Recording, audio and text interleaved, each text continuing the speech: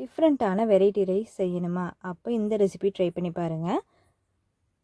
அதுக்கு ஒரு பேனில் 2 டேபிள் ஸ்பூன் எண்ணெய் விட்டுட்டு கொஞ்சமாக கடுகு சேர்த்து பொரிய விட்டுக்கலாங்க. கடுகு பொரிஞ்சதும் பொடியாக நறுக்கி வச்சுருக்க பெரிய வெங்காயத்தை சேர்த்து நல்லா வதக்கி விட்டுக்கலாங்க. வெங்காயம் இந்த அளவுக்கு வதங்கி வந்ததும் பொடியாக நறுக்கி வச்சுருக்க ஒரு பெரிய சைஸ் தக்காளியை இதில் சேர்த்து நல்லா வதக்கி விட்டுக்கோங்க.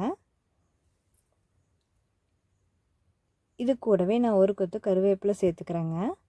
இந்த வெரைட்டி ரைஸ் செய்கிறதுக்கு ஒரு பேஸ்ட்டு ரெடி பண்ணிக்கலாங்க. அதுக்கு ஒரு மிக்ஸி ஜாரில் 3 வரமிளகாய்,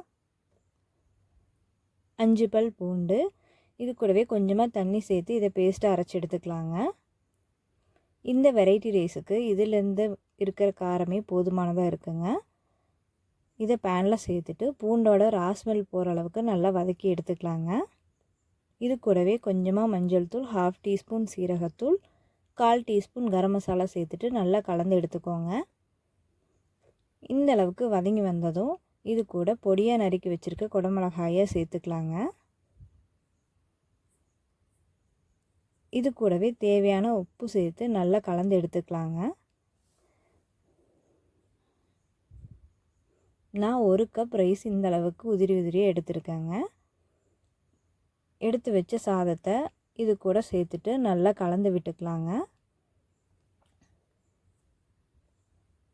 இந்த மாதிரி நல்லா கலந்து எடுத்துக்கோங்க.